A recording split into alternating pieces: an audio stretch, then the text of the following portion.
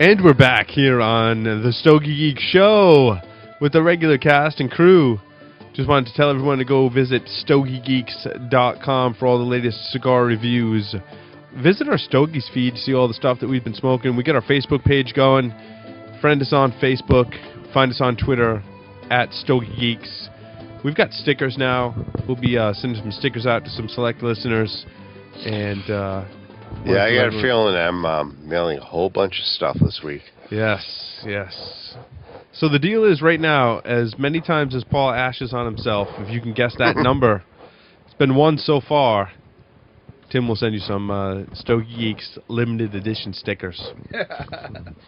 They're limited edition. The Reserva Especial stickers is what I'm saying. And the ash free. I'll even ash on them for you. I'll tell you what, if you want to trade some cigars with us, too, a lot of people have, we like we said before, we don't do this for free cigars, but a lot of people listen to the show and say, hey, I really want one of those cigars you were talking about. And a lot of times they're more than happy to trade. This is something I've only got one or two of. We're happy to trade, and we've done trades with a lot of people since then, which is awesome, right? It's the great part about this hobby, it is. So now, inside my trades, I'm going to start including stickers. Why not, right? Yeah, you should. We've got 2,500 stickers, so, we can throw a couple in there. Not a problem. You put it out there now. That's it. Now start an obey type campaign. Now, don't just do the trade because you want the stickers. I mean, if you want the stickers, sure, email us, stogiegeeks@gmail.com. Yeah. We'll try and hook you. I mean, we have day jobs too. It's Be patient. That's all I'm going to say. We don't yet have an intern whose job it is to send stickers out yet. So. Yep. That'll come soon. So anyway, building a wine humidor part 3, humidification, fans, and maintenance. This will round out our 3-part series on building a wine humidor. Obviously, a very important part of your wine humidor project is to put some humidification in it, right? It wouldn't be a humidor if you didn't have that. At this point, you've got it in your fridge, you've cleaned it out, you've put some shelves and drawers in it, you've run it to stabilize the temperature, and you're ready to humidify this bad boy. So here are some options. First and foremost, I think it's no matter what kind of humidor you have, we're going to recommend humidification beads. It's no secret. We're a huge fan of heartfelt humidification beads. In fact, doesn't matter what you have, you should put these in your humidor. Even if you have some other kind of humidification element in there, you can throw some beads in there. In fact, in the summer, I do. Yeah, absolutely. So they can be purchased at different levels, 69, 70%, whatever. The choice is yours. I mean, I get crazy. I put some 65% beads in with some 70% to kind of mix it up. I don't know. I mean, I don't know if there's any merit to that, but I just think it's kind of cool. They do make a 68 bead. And they make a 68 bead, right? I mean, it just goes to show you how versatile they are, I guess. There's no magic about how many you can put into your humidor. You can humidify it, right? So you're going to want to monitor that. You can't put too many. I was going to say you can't over. But then it becomes a space issue, right? Because the more space you have for beads, the less space you have for cigars. So there is some kind of balance. There's probably some math you can do. I'd guess that, I don't know, Stogie, Santa, Tim, Mark, correct me if I'm wrong, you got a 28-bottle refrigerator, a couple of pounds of beads is probably good. 2 pounds is more. Right, 2 pounds is good. Probably no matter what climate you're in, if you've got a 28-bottle wine refrigerator that's thermoelectric, 2 pounds is good. Again, go with heartfelt. You can put them in whatever you want, really. Some people use lady stockings if you're into that kind of thing for your humidor, Tim. I'm not saying not for your fashion purpose, but for your humidor, pantyhose work. Tupperware if you cut some holes in it. The bags, yeah, exactly. The bags that are available from Heartfelt work great too. I tend to go with the Heartfelt bags. I know they're like $1 or $2 from Heartfelt. Right. They come with. Yep. You can appropriately size them for the beads you're getting. It's totally fine. You squirt some distilled water on them, and you're good to go. Mm-hmm. I don't know that you would humidify your humidor with anything else but beads from Heartfelt. They're not a sponsor on the show. We don't get anything from saying that. I mean, we're just saying these are the beads to use. Mm-hmm. From personal experience, they work well. Yeah, I've got them in all my humidor. I mean, my Avalo doesn't have them. Maybe in the summer I will throw some in there to maybe absorb some extra humidity. Well, we live in a pretty damn humid climate. Yeah, so yeah. It gets humid here in the summer. Yeah, so it doesn't hurt to throw some in there. It's kind of a struggle to keep it below 70 sometimes. Yeah, it can be at least. You know what I mean? Right. So the bees are great for that. Now gel is okay.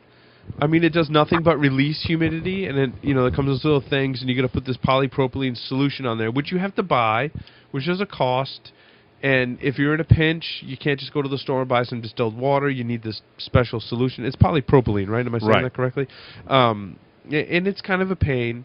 And again, it's just releasing humidity. It's not absorbing. So to me, that's not as good as beads. But in the winter months, I don't see anything wrong with taking a gel thing that you may want to dump some more humidity in there and throw it in your humidor. It's just to bring up the humidity because it is a constantly releasing thing. To me, that might be a good thing to do, and I've done that before. I'm like, I sometimes you just can't get it to a level where you're comfortable. So I'm like, I got this gel puck somewhere that you can buy really cheap. I charge it up and throw it in there for the winter, and there's nothing wrong with that. Oasis. So these are the Cigar Oasis things. They're electronics. They run on battery, or you can plug them in. They've got the green foam thing, which you plug in. They've got some fans on them, and they release humidity. Now, these are nice because they are sensing. There is a sensor, a hygrometer that comes built in with them that will sense. And you've used some of these. Well, you know how anal I can be. Their sensor is not really it's not spot great. On for what I use. It's plus or minus 4, maybe, not 2. They're supposed to be. The industry standard is plus or minus 3. I think they're more like 4 or 5 on the. They're not as accurate, but you can put those in your wine refrigerator. Now they will generate a lot of humidity. I think probably too much. The downside to those is you have to swap out that green foam thing underneath it. Yeah, exactly. And you have to power it somehow with other batteries or plug it in. It eats up batteries. I tried the battery scenario, and if you it cuts power down. But if you power it, you got to find a way to run a cord into your humidor. So maybe do you run it through the drain plug? I don't know. And the whole thing is when you use the battery operation, you're cutting down the amount of water or the capacity that you're using as a non-battery operator. It's a thicker type of unit to it, so you can't. You're going to use more water, more maintenance, and I can't say it enough. You're going to use exactly 1 ounce of water per 1 pound of beads with hot felt. And again, can't say it enough. We're not sponsors, not anything. We're just trying to tell you what is the best to use. And as far Heartfelt Industries. Yeah, absolutely. So before we get on to fans, how's everyone's cigar doing? Oh, mine phenomenal. That Monty 2, as usual, just never disappoints. So I'm down to the last inch, and it has picked up in mine's intensity picking up. For me. I'm on to maybe the last 2 inches, and it has definitely picked up. Yep, without a doubt. Yeah.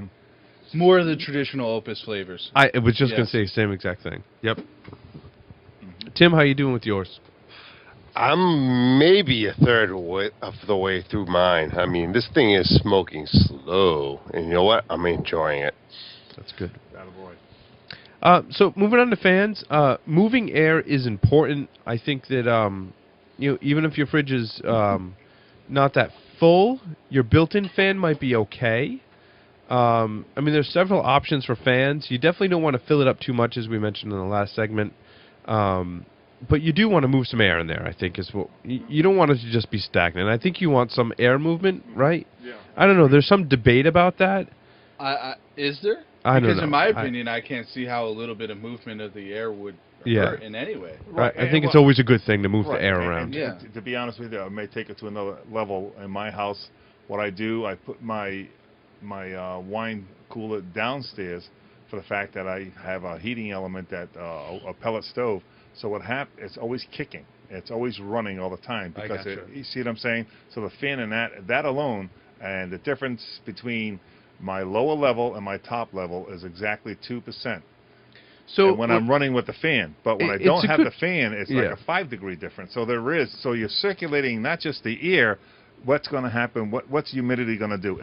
You got water in the air and it settles low. Well, it's an excellent point, right? You're using the wine refrigerator for cigars. You're not using it for wine, so you're kind of violating its purpose.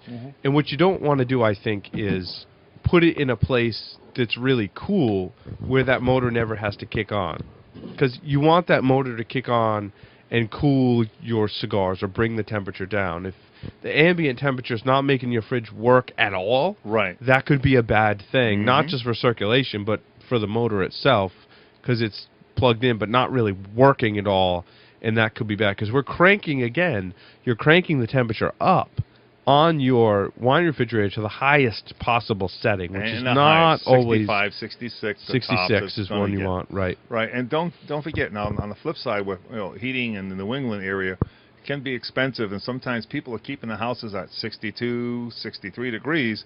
Now again, a wine cooler is ambient temperature. It's not going to heat up. It wants to cool. It wants to cool. So what's going to happen? Your temperature is relative humidity. So when it goes lower, you're going to need more humidity. So keep that. That's an important part.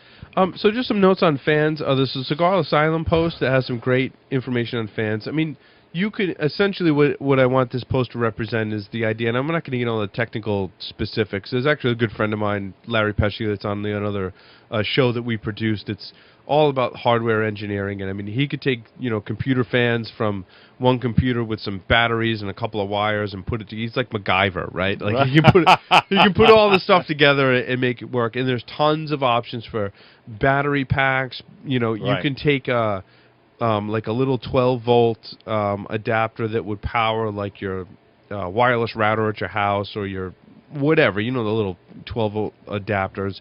Splice the end off of that and power some fans and make them electronic. There's all kinds of different options for little computer fans that you can order from Computer. I mean, we're computer people here on the Stogie Geeks, hence the name of the show. So you've got computer fans all over the place. You could take those out, place them in your humidor, and power them somehow and be able to move air. That's not a problem. There's a lot of resources online to be able to do that. And if you want to take on that project, I found a great resource which is linked in the show notes. If you're not into that kind of thing, there's a couple of links from, I think, in my opinion, what are the kind of Cadillac of humidors, which would be the Aristocrat and the Avalo. And their systems are so good that they sell them as separate units. So you can buy fans and humidification units that power their humidors. Right. So they build these gorgeous pieces of furniture, right? Which Mark owns the Aristocrat, I own the Avalo, and the humidification and air circulation in there is top notch. Now you're going to pay $200 to $300 if you want the full boat, depending on the size. But you can buy but you can buy that and put it in your wine refrigerator if you want to. I think it's a little overkill.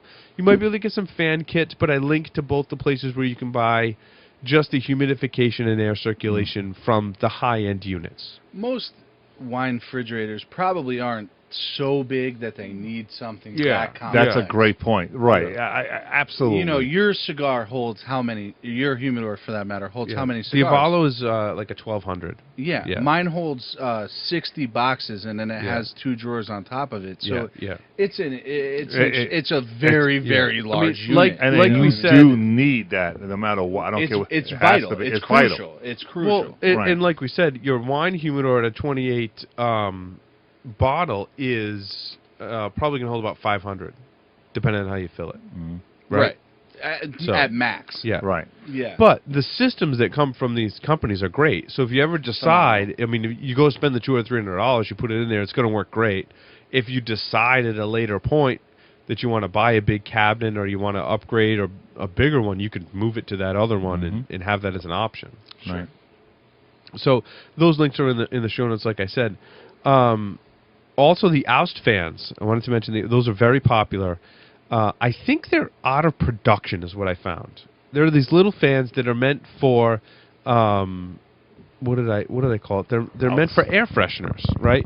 You take these little cartridges of air fresheners, oust, and you plug them into these little fans, and they take a C or D cell battery. I've got a couple, and they run, I don't know, for a couple of minutes every minute. They run for maybe 3 minutes every minute, as an example, and they just run the fan. So what you can do is you can kind of get the smell out of them first. Maybe put them in a box with some baking soda and let them run and get the smell out of them, and put them in your humidor. And they work great. I mean, they're cheap. I found them on Amazon. I linked to in the show notes for about $15. It comes with the kit with the air freshener. You take the air freshener liquid and you throw it in the trash, and you take your fan. You know, and I've seen people like take them you don't want your apart. cigar smelling like summer rain? No, that's definitely bad. That's definitely bad, right? No douching. Yeah, it's like a douche for your cigar. That's bad. So I've seen people take them apart and use the elements in them, or I mean, you can just take them in cooler doors. They're popular too, right? Take one and you stuff it in there. Now the question I wanted to pose to everyone out here was, how do you put the fans in your humidor? I've noticed, I think in mine, the way that they're situated is there's a couple of fans blowing up, from the bottom to the top, and then there's a couple of fans that blow from the back to the front, so you get full circulation. So, I mean, in my Aristocrat, that's similar. At the bottom, there's like a well that has a fan in it that sucks the water out of the well. Yep, that's and what that provides the humidity, but it's also obviously blowing it up. Right. That's on the bottom facing up, and then there's 2 condenser fans in the back of my humidor that blow out. Yeah. So, I mean, you want some circulation. Sure. I mean, you can kind of play around with positioning them, put your hygrometer in different places and see if it's, I'm kind of nuts. I have 2 in my humidor. Yeah. I have one on the right and one on the left. So if you get the house fans, make sure you get at least 2. I think 1 is probably not going to do it. You want at least 2 to get proper circulation. So the maintenance checklist that I have here. So, I mean, that covers basically everything from buying your refrigerator to all the way to now you got your cigars in it and you're good to go and you're happy running it all the time. Maintenance checklist, some things to check. Use a quality hygrometer to check the temperature and humidity at all times. And we'll talk about, I guess we'll do a separate segment on hygrometers. Spend the money, too. Yeah. To be honest, spend the money. Buy the Brookstone. Buy the good one. The one Stogie Santa found was, I don't know. DRW. Yeah, it's an ISO certified one. We'll link to it in a future segment. It's a good one. You check regularly for condensation in your humidor. In addition to monitoring temperature and humidity with a hygrometer, check for condensation. I mean, go in there and look in the very back corner and make sure there's no condensation building up. Keep it locked if your model has that feature. Especially if you have kids like toddlers, they like to go in and mess with stuff. Well, kids that want to smoke and they're older, they want to take some of these cigars. Yeah, so make sure you put a lock on it, and that makes sure no one's opening it by accident and not closing it all the way, which would be bad. Always make sure your temperature is set to the highest setting, and I have a note in here about using what's called a UPS, or an uninterruptible power supply, on your refrigerator. Because what happened, a couple of things that prevent you from power spikes, right? You don't want your condenser motor, and it's not a condenser, it's a thermoelectric, right? But you don't want that motor frying out because of a power surge, right? So put it on a surge protector. Yeah, at least a surge protector, but a UPS so that if you lose power, even for a brief period of time, your refrigerator stays powered. Because what I found is certain models, if they lose power, when power is restored, they will forget about whatever settings you set before and go to the lowest temperature setting. 55 degrees. So now, picture this. You're on vacation. You lose power unbeknownst to you. Then what happens is your fridge turns on and it's 55 degrees. Now your humidification is working overtime because a lower temperature means lower humidity because it's relative, right? Relative humidity. So that could be bad. So make sure you can find them on sale at your local Best Buy or electronics store. They go on sale all the time. You just need the smallest model to keep power to your fridge in case it loses power. Yeah, here in Rhode Island we have that company, APC. APC is actually a local Rhode Island company that makes the world's best uninterruptible power supply. So it's a leader in the market. You can get different sizes, different whatever. I mean, it sounds biased, but I would say get it in APC UPS because all the other ones tend to be a little flaky. I have one for my computer. I've never really even thought about using it for my humidor. Maybe you definitely should. I have one in my Avalo because I mean, you don't want those components going, and they'll actually insure what's plugged into them as well. APC will insure. So if something fries, there's actually an insurance policy. You have to check. So they must have some sort of surge protection built into them. Correct. As well. Yes, surge protection and uninterruptible power. And of course, if you're using beads, make sure you recharge them regularly. Now, Stogie Santa, what is your recommendation for bead recharging? How should you do it? How much water? How often? Oh, again, that's very relative to how many cigars that you have, the space how much space in that humidor that you're using. Mine, I'm looking at probably 75% to 80% capacity. And I'm probably looking at using water, charging that maybe once every 3 weeks, maybe a month at tops. That's there in the winter months now. They're in the winter months. Summer, you can almost let them dry out entirely and then put them back exactly. In. And the best thing, again, not to hop on this, it's a two-way passive unit. So again, during the summertime, I don't even bother with it. You don't have to. Don't have to. But more importantly, as Paul mentioned, it's going to take out that humidity. My humidor never goes over 66 during the winter months because of those beads. As well as it works great in the wintertime, I think in the summertime is the key proponent to that typical humidity beads on that. So how do you, when you reach...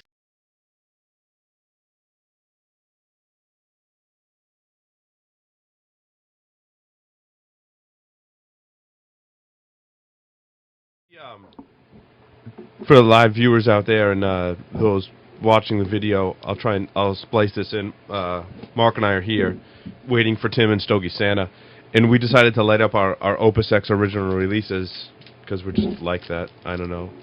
We've got yellow, very yellow cellophane, plume covered Opus that will never smoke again, and we're in one of those moods. So, and when we first lit them up, there was absolutely no spice, no pepper, just smooth smoke.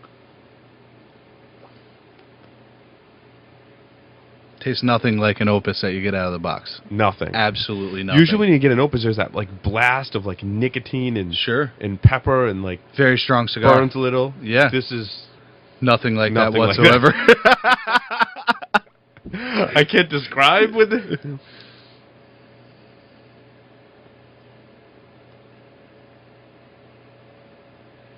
It's like butter.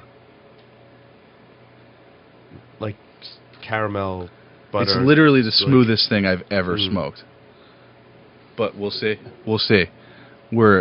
I'm at least about an eighth of an inch. Eighth of an inch in so far. That's good. It's pretty awesome. Pretty excited about where this is going. Yes. So that's what this episode is all about, and we'll come back when we have all the members of Stogie Geeks here, and we'll check back in and encourage everyone to light up those sticks that you have been wanting to light up, but maybe you haven't had the opportunity or the courage, so to speak, to light those up. It did take some courage. It did. I know. We like hemmed and hawed, even like in the studio tonight. We're like, look at that, dude. So loose. Wow, that is so awesome too. All right, we'll be back.